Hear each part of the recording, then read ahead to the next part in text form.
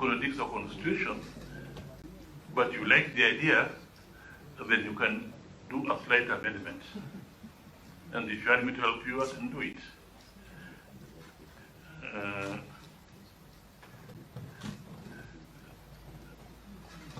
Honorable Mushoka, I just wish to confirm that there was a point when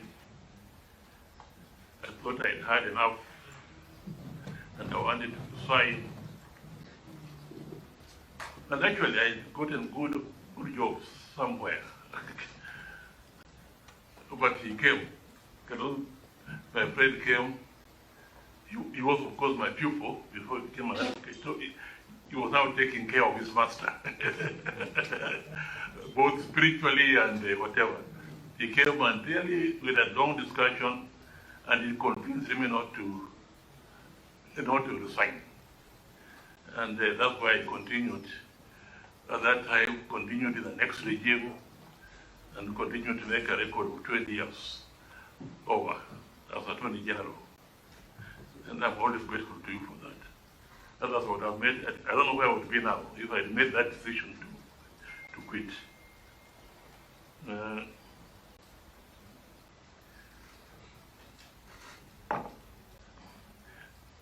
Honorable Kalonzo, you asked about fidelity to political parties. To me, the situation to me, or that one is very, very clear. Kenya is a multi-party democratic state, and anything that undermines that should not be acceptable. But more important to me is that wananchi, the people, the sovereignty of this country rests in the people. And the people, you have gone to them and you have said that I'm now in this party, these are my programs, and on the basis of that, they have elected you. And maybe you decided to stand on that party because you knew that party was popular in that area. And therefore, for you to be elected, you must be a member of that committee. So you are going there under false pretenses to be elected, and then soon after election to go somewhere else. That is deception to the people of this country. And we should be very firm on it. I agree with my, if you go to the parliamentary record, what Tom Boyer said when in the parliament, when they brought up that law that if you resign from the party which elected you, then you must go back to the people and have a by-election. I agree entirely with what Thomas Joseph Boyer said. You should have the courage just to resign and go, rather than say, I will not go. I'll use the processes of the tribunal or the court and so on. And by the time they decide, my time will be over. I've heard such statements being made. And really, that is arrogance, impunity of the highest order. For you to sort of agree, I've left. And you are now on the other side. And then you say, but nothing will happen to me because I'll use the system to stay where I am now until the next election. You know, it's a gross abuse of the system that is there. And such approach should be discouraged and discouraged completely to me. So,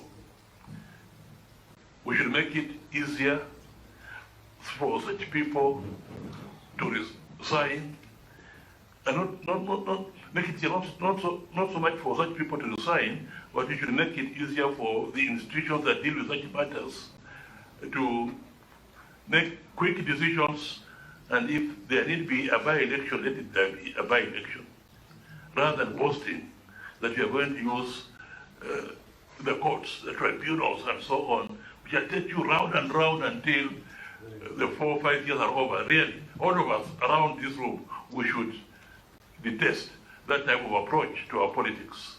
We are not maturing enough. We should, by now, we should have matured enough. Not even to say that should be an embarrassment to yourself. And they say so again with the pride. This is wrong. This is the rotten part of our Kenyan politics is really that. So I think I've answered you, Shoka, that one. Johnson Omari, yeah, thank you very much. We have been together for many years. Safari Park, particularly, and so on. And the comments we made about 2002 elections, the margin of victory was such that they could not be tampered with. Who tells you that? I've been in the system. If I wanted to tamper with that, I would have done it. We have a recent example here in Gabon. Gabon, what happened? Did the Electoral Commission announce so and so has won? But when they opened the server, what happened? And yet the result of the election announced in Gabon, the gap was so wider than the 2002 elections.